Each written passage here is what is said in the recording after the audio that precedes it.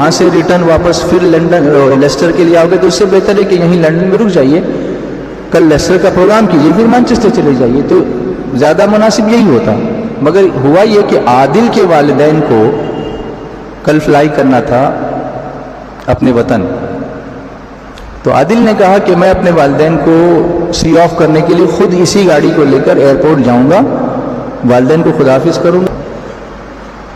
اور اس وجہ سے پلان چینج ہوا۔ یہ نکلے تو واپس پھر قاری اپنے مولانا شاہ صاحب کے گھر پر آئے جی، تو انہوں نے کہا بھی کہ بھائی ابھی آپ عادل سے کہا کہ عادل دیکھو تم ڈرائیونگ کر رہے ہو، اب یہ رات ہو گئی ہے، تھوڑی چائے پی لو، تھوڑا فریش ہو جاؤ، نیند آ سکتی ہے، ہائی وے ہے، موٹر وے ہے، لمبا ہے سفر یہاں سے۔ تو عادل نے کہا کہ نہیں ابھی مجھے چائے کی حاجت نہیں ہے، اگر مجھے نیند آئے گی نا تو میں نعت شریف لگا لوں گا اور میری نیند اس کے بعد نہیں آتی مجھ کو۔ تو انہوں نے ہنستے ہوئے کہا کہ نعت شریف لگانے کی کیا ضرورت ہے، یہ سراپا نعت پڑھنے والے تمہارے ساتھ موجود ہیں، ان کو بول دینا یہ سنائیں گی تم کو۔ تو کہا نہیں میں ان کو جو ہے وہ ان کی نیند خراب نہیں کرنا چاہتا، ان کو سونے دینا چاہتا ہوں، اور میں اپنی نعت لگا کر کے گاڑی ڈرائیو کروں گا۔ تو مذاقاً انہوں نے کہا کہ دیکھو بھی یہ سوئیں گے تو ٹھیک ہے، تم مت سو جانا ورنہ سب سو جائیں گے۔ اب دیکھو الفاظ کبھی کبھی نکلتے ہیں اور وہ موقع کیا ہوتا ہے اللہ ہی بہتر جانتا ہے۔ اب کسی کی نیت تو ایسی نہیں ہوتی، لیکن انسان کو کیا پتا ہے کہ کس کی قضا کب لکھی ہوئی ہے۔ تو وہ نکل گئے وہاں سے، اور نکلنے کے تقریباً سمجھو 11:30 کو وہاں کے لوکل ٹائم رات کے 11:30 کے قریب لندن سے نکلے ہیں، اور حادثہ تقریباً ہوا ہے 12:30 سے 1 کے درمیان، یعنی یہ یہاں سے پہنچے کیمبرج، جو آپ نے یونیورسٹی کا نام سنا ہوگا، کیمبرج ایک علاقہ ہے، تو اور ہوا یہ تھا کہ جو موٹر وے ہے، جو وہاں پر بڑے بڑے موٹر وے ہوتے ہیں، جیسے یہاں پہ پونا کا ایکسپریس وے ہے نا، یہ تو بہت یہ بھی چھوٹا ہے، اس سے بھی بڑے ہوتے ہیں، اور وہاں گاڑیاں بہت ہی ڈسپلن کے ساتھ چلتی ہیں، اس لیے کسی کو اتنا خوف نہیں ہوتا ہے، سپیڈ مینٹین کریں گے لوگ، انڈیکیٹر دیں گے، یہ سب وہاں پر سسٹم ہے۔ مگر کسی وجہ سے وہ موٹر وے چھوڑ کر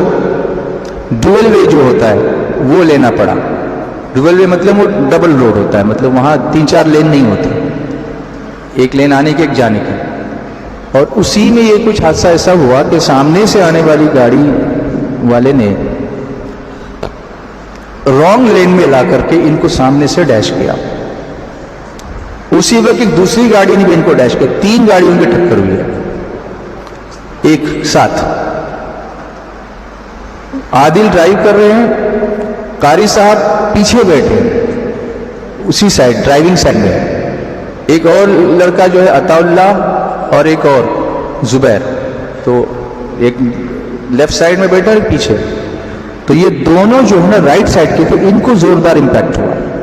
قاری ریاض الدین صاحب کو پیچھے اور اس کو۔ عادل یہ کہا جاتا ہے کہ آن دا اسپاٹ ہو گئے، قاری صاحب کو شدید چوٹیں آئی تھی ان کو، مگر وہ پھر تاب نہیں لا سکے۔ ہم لوگ یہاں سے مسلسل رابطے میں رہے کہ کسی طرح سے ان کا اپڈیٹ ملے، لیکن وہاں کے رولز کے حساب سے وہ فیملی کے علاوہ اور کسی کو اپڈیٹ نہیں دیتے،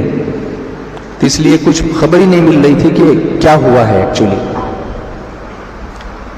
تو اس وجہ سے مکمل کوئی یہ بھیج رہا ہے، کوئی وہ بھیج رہا ہے، کوئی وہ بھیج رہا ہے، اور جو آفیشیل لوگ ہیں ان کو تو پتہ ہی نہیں کہ ایگزیکٹلی ہوا کیا ہے۔ کسی بھی چیز کو پھیلانے سے پہلے جنگل، اور اس کے بعد کہاں سے کہاں بات پہنچ جاتی ہے۔ ابھی کسی نے ایک میت کی تصویر پوسٹ کر دی، ریاض الدین صاحب کی تصویر ہے میت کی، رابطہ کیا تو انہوں نے بتایا کہ نہیں ایسی کوئی تصویر ریلیز نہیں ہوئی، ابھی باڈی ہی نہیں ملی ہے تو تصویر کہاں سے ریلیز ہوگی، ابھی تک باڈی ریلیز نہیں ہوئی۔ خیر جو ہونا تھا سو ہو گیا۔ ابھی ایک بچہ جو ہے